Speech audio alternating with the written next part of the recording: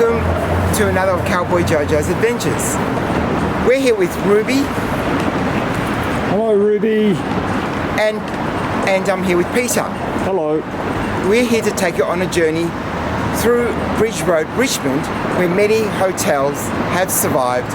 Some have become delicensed, but others are still pretty much intact. So, Jojo, I hope they're not the original. well, no, the actual first original hotels were actually all replaced with much more solid structures. The first buildings were actually built in timber. So anyway, but in 1842, the first licenses were actually handed out to the pubs in Richmond. It was observed that Richmond was infested with sly grog cellars. And that's when we were still under the county of New South Wales. Yes, exactly. Pubs have since been the scene of supplying entertainment and food to the area. In order to have a hotel license, there was three prerequisites that you had to have. One was food, and beverages, as well as accommodation. So come along with us as we walk along Bridge Road and show many of the existing pubs that are still here today. Yes. So that means some of the drunks could sleep it off overnight. Oh, correct. Yeah, they could just walk up the stairs and into their beds. Yeah, walk.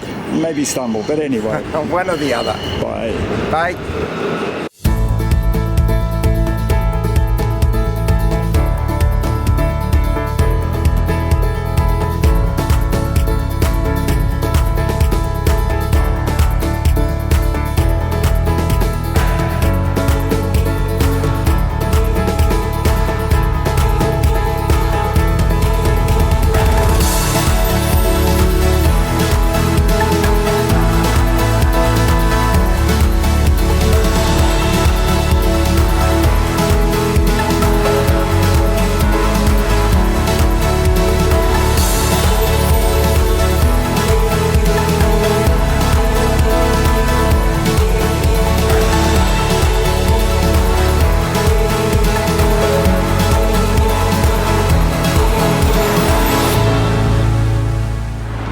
Behind me is the Admiral Napier Hotel, which was built in 1854 and gutted by fire in 1983. As you can see, the facade still remains intact and it has been rebuilt, but at the moment it's currently empty. Shall we move on?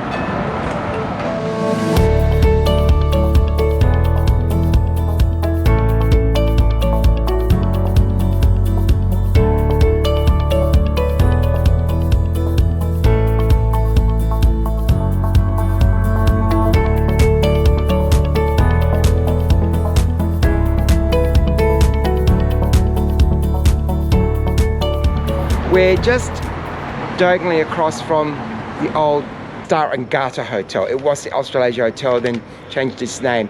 Most of the hotels in the areas have changed the names quite frequently, depending on the licensee. Anyway, just a little bit of trivia here. Women were not allowed to drink at the bars. They had the parlour, which was where women were able to drink, as well as they were able to eat in the bistro area. Otherwise known as the Ladies' Lounge. Ladies' Lounge. So it wasn't until the 1970s things were starting to become a little bit more relaxed, and round about the later of the 1970s, I think the Discrimination Law Acts came in, which then allowed women to be able to drink in the bars. So things became so relaxed, women were allowed in the bars. Well, it was wow, that's a big change. Well, it was all about equality and discrimination. Hence the movement. I think the blokes felt like they were missing out on something, so they invited them in. Well, something they didn't like.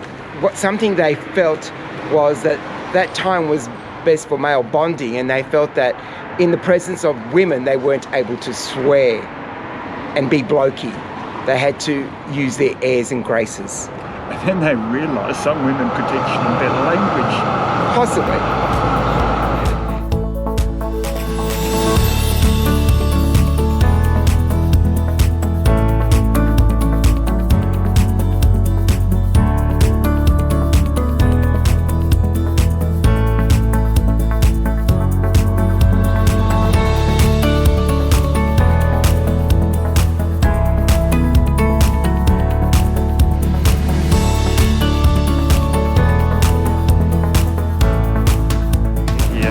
I know you have been waiting for my appearance.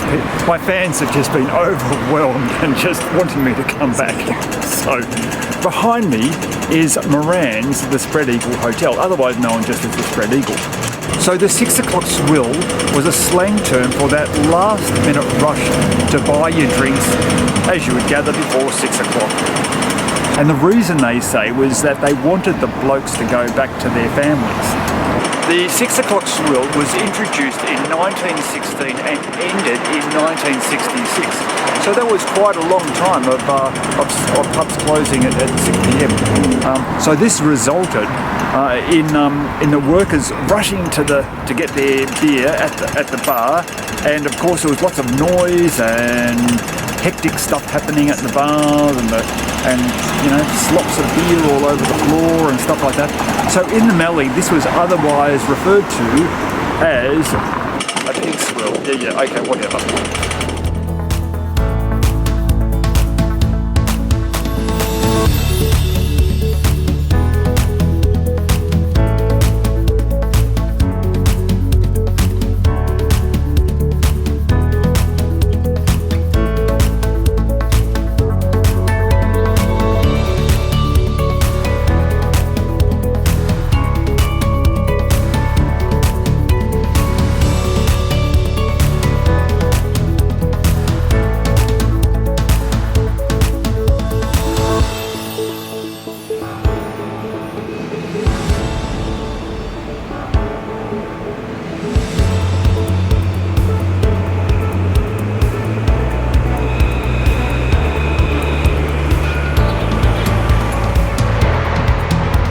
Okay, we've come to the end of our walk. We're actually standing outside what was an actual old cable house, which is now converted to the Amora Hotel. And we are across the road from the Bridge Hotel. So why might you think it was called the Bridge Hotel? Because there was probably a bridge in the vicinity, and there is. At the end of the road here, we cross the bridge and we go over to the Leafy, Kew and Hawthorne district. We do. Okay. Well, that's all from us. I hope you enjoyed our walk around Bridge Road, Richmond. And we look forward to our next adventure with you. Bye for now. Bye.